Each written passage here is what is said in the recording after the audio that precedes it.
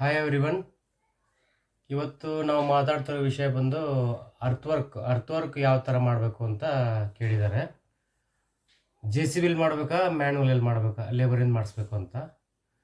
So project ದೊಡ್ಡದಾಗಿದ್ದರೆ actually ಲೇಬರಲ್ಲಿ ಮಾಡೋಕ್ಕಾಗಲ್ಲ, ಅದು ಟೈಮ್ ಡಿಲೇ ಆಗುತ್ತೆ. ಬಟ್ ನಾವೀಗ ಚಿಕ್ಕದಿದ್ದರೆ ಸೈಟು 30-40 ಸೈಟು ಮತ್ತು ಇಕ್ಕಟ್ಟಾಗಿದ್ದರೆ ಜಾಗ, ಆ್ಯಕ್ಚುಲಿ ನಾನು ಪ್ರಿಫರ್ ಮಾಡೋದು ಲೇಬರಲ್ಲೇ ಮಾಡಬೇಕು. ಮ್ಯಾನ್ಯುವಲ್ ಆಗಿ ಮಾಡಿದ್ರೆ ನೀಟಾಗಿ ಕಟ್ ಮಾಡಿ ನೀಟಾಗಿ ಬಾಕ್ಸ್ ಆಗಿ ಅರ್ತ್ ವರ್ಕ್ ಮಾಡಿ ನೀಟಾಗಿ ತೆಗಿಬೋದು. ಜೆ ಸಿ ಬಿಲ್ ಆದರೆ ನೀಟ್ನೆಸ್ ಬರೋಲ್ಲ, ಮತ್ತು ಸಾಯಿಲ್ ಲೂಸ್ ಆಗೋ ಚಾನ್ಸಸ್ ಇರುತ್ತೆ, ಮತ್ತು ಡೆಪ್ತ್ ವೇರಿಯೇಷನ್ ಆಗೋ ಚಾನ್ಸಸ್ ಇರುತ್ತೆ. ನಾವು ಲೇಬರಲ್ಲಿ ಮಾಡಿದ್ರೆ depth, size, everything will be perfect, ನೀಟಾಗಿ ಕೆಲಸ ಬರುತ್ತೆ, ಕ್ವಾಲಿಟಿ ಜಾಬ್ ಬರುತ್ತೆ ಲೇಬರಲ್ಲಿ ಮಾಡಿಸಿದ್ರೆ. ಬಟ್ ಬಜೆಟ್ ಕೂಡ ಸ್ವಲ್ಪ ಜಾಸ್ತಿ ಆಗುತ್ತೆ. ಜೆ ಸಿ ಬಿಲ್ ಮಾಡಿದ್ರೆ ಕೆಲಸ ಫಾಸ್ಟ್ ಆಗುತ್ತೆ, ಬಟ್ ಏನಂದರೆ ನಮಗೆ ಕ್ವಾಲಿಟಿ ಅಷ್ಟು ಎಕ್ಸ್ಪೆಕ್ಟ್ ಮಾಡೋಕ್ಕಾಗಲ್ಲ. ಸ್ಪೀಡ್ ಕೆಲಸಕ್ಕೆ ಅದು ಒಳ್ಳೆಯದು.